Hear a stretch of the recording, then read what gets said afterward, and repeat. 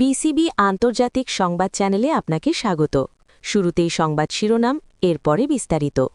আলোচনা যতই হোক, দখল করা ভূমি ছাড়বে না রাশিয়া। ট্রাম্পের ক্ষমা চাওয়া উচিত, যুক্তরাজ্যের প্রধানমন্ত্রী। ট্রাম্পের হুমকির মধ্যেই গ্রিনল্যান্ড সফরে ডেনমার্কের প্রধানমন্ত্রী। ইরানে হামলার সুযোগ খুঁজছে ইসরায়েল, সতর্ক করল তুরস্ক। এতক্ষণ শুনছিলেন সংবাদ শিরোনাম, এখন বিস্তারিত। আফগানিস্তানে ন্যাটোভুক্ত দেশগুলোর ভূমিকা নিয়ে মার্কিন প্রেসিডেন্ট ডোনাল্ড ট্রাম্পের বিতর্কিত মন্তব্যের কড়া সমালোচনা করেছেন ব্রিটিশ প্রধানমন্ত্রী কিয়ার স্টারমার। ট্রাম্পের দাবি ছিল আফগানিস্তান যুদ্ধে মার্কিন মিত্ররা সরাসরি সম্মুখ সমরে না থেকে নিরাপদ দূরত্ব বজায় রেখেছিল। এই মন্তব্যকে অত্যন্ত অপমানজনক এবং ভয়াবহ বলে অভিহিত করেছেন স্টারমার। বৃহস্পতিবার ২২ জানুয়ারি ফক্স নিউজকে দেওয়া এক সাক্ষাৎকারে ট্রাম্প বলেছেন, মার্কিন মিত্ররা যুদ্ধের সময় সম্মুখ ভাগ থেকে কিছুটা পেছনে অবস্থান করত। ট্রাম্পের এমন দাবি কেবল যুক্তরাজ্যেই নয়, বরং ইউরোপের অন্যান্য দেশেও তীব্র ক্ষোভের সৃষ্টি করেছে। এর জবাবে ব্রিটিশ প্রধানমন্ত্রী শুক্রবার ২৩ জানুয়ারি বলেন, এমন অবমাননাকর বক্তব্যের জন্য ট্রাম্পের ক্ষমা চাওয়া উচিত। স্টারমার আরও যোগ করেন, যদি তিনি নিজে এমন কোনো ভুল বক্তব্য দিতেন তবে অবশ্যই ক্ষমা চাইতেন। আফগানিস্তানে দীর্ঘ ২০ বছরের যুদ্ধে যুক্তরাষ্ট্রের পর সবচেয়ে বেশি অবদান রাখা দেশগুলোর একটি যুক্তরাজ্য। এই অভিযানে প্রায় ১,৫০,০০০ ব্রিটিশ সেনা অংশ নিয়েছিল, যার মধ্যে ৪৫৭ জন প্রাণ হারান। স্টারমার সেই সব শহীদ সেনাদের প্রতি শ্রদ্ধা জানিয়ে বলেন, তাদের এই আত্মত্যাগকে খাটো করে দেখার কোনো সুযোগ নেই। কেবল রাজনৈতিক নেতৃত্বই নয়, ব্রিটিশ রাজপরিবারের সদস্য প্রিন্স হ্যারিও এই বিতর্কে যুক্ত হয়েছেন। আফগানিস্তানে ২ বার দায়িত্ব পালন করা হ্যারি বলেন, ব্রিটিশ সেনাদের বীরত্ব ও ত্যাগের কথা অত্যন্ত সম্মানের সঙ্গে এবং সত্যনিষ্ঠভাবে বলা উচিত। এদিকে পোল্যান্ড ও ডেনমার্কের মতো ন্যাটোভুক্ত অন্যান্য দেশগুলো ট্রাম্পের এই মন্তব্যকে অসত্য ও অসম্মানজনক বলে প্রত্যাখ্যান করেছে। ট্রাম্পের এই বৈরী মনোভাব ২০২৬-এ এসে ন্যাটোর ভবিষ্যতের ওপর বড় ধরনের অনিশ্চয়তার ছায়া ফেলছে বলে মনে করছেন আন্তর্জাতিক বিশ্লেষকরা। তবে হোয়াইট হাউস অবশ্য স্টারমারের এই সমালোচনা প্রত্যাখ্যান করেছে। তাদের মুখপত্র টেইলর রজার্স দাবি করেছেন যে ন্যাটোর অন্য সব দেশ মিলিতভাবে যা করেছে, যুক্তরাষ্ট্র একাই তার চেয়ে বেশি অবদান রেখেছে। তবে ট্রাম্পের এই বৈরী মনোভাব ২০২৬-এ এসে ন্যাটোর ভবিষ্যতের ওপর বড় ধরনের অনিশ্চয়তার ছায়া ফেলছে বলে মনে করছেন আন্তর্জাতিক বিশ্লেষকরা। তুরস্কের পররাষ্ট্রমন্ত্রী হাকান ফিদান হুঁশিয়ারি দিয়ে জানিয়েছেন, মধ্যপ্রাচ্যের চিরশত্রু ইরানকে আক্রমণ করার জন্য ইসরায়েল বর্তমানে একটি সুযোগ খুঁজছে। ফিদান তার তেহরান সফরের কথা উল্লেখ করে বলেন, তিনি ব্যক্তিগতভাবে ইরানের শীর্ষ নেতৃত্বকে ইসরায়েলি হামলার আশঙ্কার বিষয়ে সতর্ক করেছেন। তিনি বলেন, আমি আশা করি তারা ভিন্ন কোনো পথ বেছে নেবে, কিন্তু বাস্তবতা হল ইসরায়েল বিশেষভাবে ইরানের ওপর আঘাত হানার অপেক্ষায় রয়েছে। ফিদান আরও যোগ করেন যে একজন প্রকৃত বন্ধু হিসেবেই তিনি তেহরানকে এই তিক্ত সত্য জানিয়েছেন। তুর্কি পররাষ্ট্রমন্ত্রীর এই উদ্বেগ এমন এক সময় এল যখন যুক্তরাষ্ট্র ও ইরানের মধ্যেও উত্তেজনা তুঙ্গে।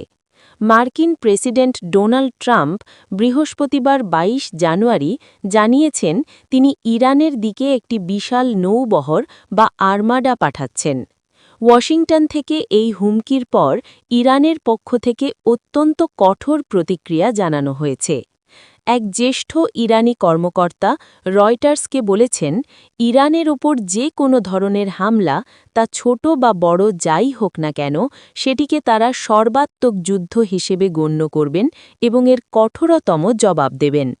২০২৬ সালের জানুয়ারিতে এসে ইরানের অভ্যন্তরীণ অস্থিরতা ও বিক্ষোভের কারণে যুক্তরাষ্ট্র ও ইসরায়েলের এই সামরিক তৎপরতা নতুন এক যুদ্ধের শঙ্কা জাগিয়ে তুলেছে।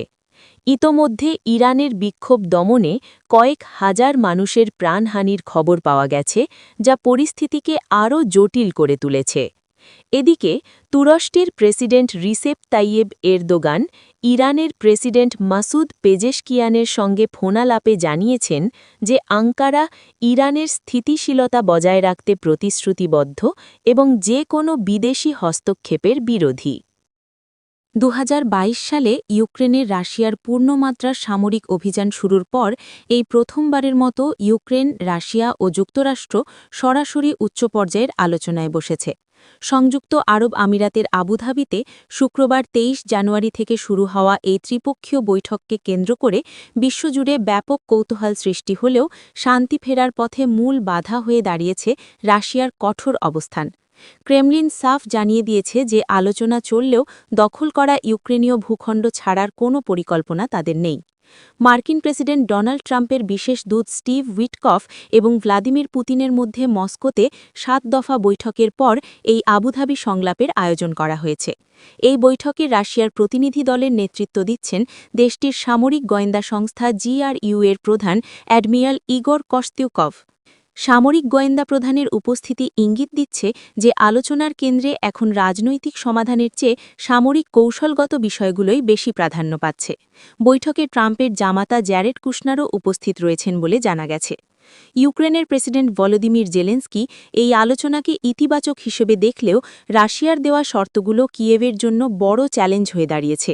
আলোচনার ঠিক আগ মুহূর্তে ক্রেমলিনের মুখপাত্র দিমিত্রি পেসকভ পুনরায় দাবি করেছেন যে যুদ্ধ বন্ধ করতে হলে ইউক্রেনীয় বাহিনীকে অবশ্যই দনবাস অঞ্চল থেকে পুরোপুরি সরে যেতে হবে। একই সঙ্গে রুশ পররাষ্ট্রমন্ত্রী সের্গেই ল্যাভরভ কিয়েভের বর্তমান সরকারকে নাৎসি শাসন হিসেবে আখ্যা দিয়ে সেখানে সরকার পরিবর্তনের ইঙ্গিত দিয়েছেন, যা শান্তি প্রক্রিয়ার ভবিষ্যৎকে আরও জটিল করে তুলেছে। ট্রাম্প প্রশাসন দ্রুত একটি যুদ্ধবিরতির জন্য কিয়েভ ও মস্কোর ওপর চাপ সৃষ্টি করলেও ইউরোপীয় মিত্রদের মধ্যে এ নিয়ে উদ্বেগ রয়েছে। জার্মানির পক্ষ থেকে প্রশ্ন তোলা হয়েছে যে রাশিয়া আদৌ তাদের সর্বোচ্চ দাবির জায়গা থেকে সরবে কিনা। পশ্চিমা দেশগুলোর আশঙ্কা কোনো নিরাপত্তা নিশ্চিত না করে কেবল রাশিয়ার শর্ত মেনে চুক্তি করলে তা মস্কোকে ভবিষ্যতে আবারও হামলার সুযোগ করে দিতে পারে। অন্যদিকে তীব্র শীতের মধ্যে জ্বালানি অবকাঠামো হারিয়ে বিপাকে থাকা ইউক্রেন এখন একদিকে শান্তি আলোচনা আর অন্যদিকে সার্বভৌমত্ব রক্ষার কঠিন পরীক্ষার মুখে দাঁড়িয়ে আছে। মার্কিন প্রেসিডেন্ট ডোনাল্ড ট্রাম্পের গ্রিনল্যান্ড দখলের হুমকির মধ্যে দ্বীপটি সফর করেছেন ডেনমার্কের প্রধানমন্ত্রী মেটে ফ্রেডরিকসেন। স্থানীয় সময় শুক্রবার ২৩ জানুয়ারি গ্রিনল্যান্ডের রাজধানী নুকে পরিদর্শনে যান। এই সময় সতর্কবার্তা দিয়ে তিনি বলেন গ্রিনল্যান্ডবাসী বিপজ্জনক পরিস্থিতিতে আছেন। এদিকে ডেনিশ পররাষ্ট্রমন্ত্রী জানান গ্রিনল্যান্ড নিয়ে যুক্তরাষ্ট্রের সঙ্গে ভবিষ্যতের আলোচনায় শান্তিপূর্ণ প্রক্রিয়া প্রয়োজন। এরই মধ্যে বৈঠক করে ভবিষ্যতের কৌশলের পরিকল্পনা তৈরি করছেন দুই দেশের কূটনীতিকরা। বেশ কিছুদিন ধরেই মার্কিন প্রেসিডেন্ট ট্রাম্প কৌশলগতভাবেই গুরুত্বপূর্ণ দ্বীপ গ্রিনল্যান্ড নিয়ন্ত্রণে নেওয়ার হুমকি দিয়ে আসছেন। এ নিয়ে ইউরোপীয় দেশগুলোর সঙ্গে যুক্তরাষ্ট্রের তীব্র কূটনৈতিক টানাপোড়েন তৈরি হয়েছে। ডেনমার্কের স্বায়ত্তশাসিত অঞ্চল গ্রিনল্যান্ড। দেশটির সরকার বলেছে এই অঞ্চলের ওপর তাদের সার্বভৌমত্ব আলোচনার বিষয়বস্তু নয়, তবে অন্যান্য অনেক বিষয় নিয়ে তারা আলোচনার জন্য প্রস্তুত বলে জানিয়েছে। গত বৃহস্পতিবার ২২ জানুয়ারি সুইজারল্যান্ডের দাভোসে ওয়ার্ল্ড ইকোনমিক ফোরামের সম্মেলনে ট্রাম্প গ্রিনল্যান্ড দখলের ব্যাপারে তার অনড় অবস্থানের কথা পুনর্ব্যক্ত করেন। অন্যদিকে ট্রাম্পের অব্যাহত হুমকির কারণে সৃষ্ট উদ্বেগের প্রেক্ষাপটে আর্কটিকে নিরাপত্তা বাড়াতে একাট্টা হয়েছে ডেনমার্ক ও পশ্চিমা সামরিক জোট ন্যাটো। আর্কটিকে ন্যাটোর নিরাপত্তা বাড়ানোর প্রয়োজনের বিষয়ে শুক্রবার ২৩ জানুয়ারি জোটটির মহাসচিব মার্ক রুটের সঙ্গে বৈঠকের পর আর্কটিকে নিরাপত্তা জোরবারের বিষয়ে একমত হওয়ার কথা জানান ডেনমার্কের প্রধানমন্ত্রী ফ্রেডরিকসেন। এই দিনই ব্রাসেলস থেকে সরাসরি গ্রিনল্যান্ডের রাজধানী নুকে যান তিনি। এই সময় তিনি বলেন বিপজ্জনক পরিস্থিতিতে আছেন গ্রিনল্যান্ডবাসী।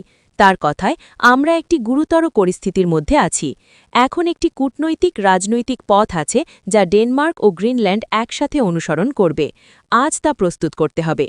এদিকে গ্রিনল্যান্ড ইস্যুতে নাটকীয়তা কমানো উচিত জানিয়ে ডেনিশ পররাষ্ট্রমন্ত্রী লার্স লোকে রাসমুসেন বলেন গ্রিনল্যান্ড নিয়ে যুক্তরাষ্ট্রের সঙ্গে ভবিষ্যতের আলোচনায় শান্তিপূর্ণ প্রক্রিয়া প্রয়োজন। জানান স্থানীয় সময় বৃহস্পতিবার ডেনিশ ও মার্কিন কূটনীতিকরা ওয়াশিংটনে বৈঠক করেছেন এবং ভবিষ্যতের কৌশলের একটি পরিকল্পনাও করেছেন। স্থানীয় সময় শুক্রবার রোমে জার্মান চ্যান্সেলর ফ্রেডরিশ ম্যার্টসের সঙ্গে দ্বিপাক্ষিক বৈঠকের পর সাংবাদিকদের সঙ্গে কথা বলেন ইতালির প্রধানমন্ত্রী জর্জিয়া মেলোনি। জানান যুক্তরাষ্ট্রের সঙ্গে ঘনিষ্ঠভাবে কাজ করতে চায় ইতালি। গ্রিনল্যান্ড ও ন্যাটোর কৌশল নিয়ে ট্রাম্পের সঙ্গে সমন্বয় করতেও আশাবাদ জানান মেলোনি।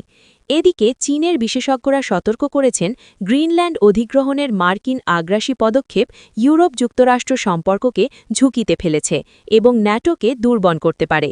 ইউরোপ চাইলে ন্যাটোর বাইরে নিজস্ব প্রতিরক্ষা ব্যবস্থা গড়ে তুলতে পারে বলেও জানান তারা।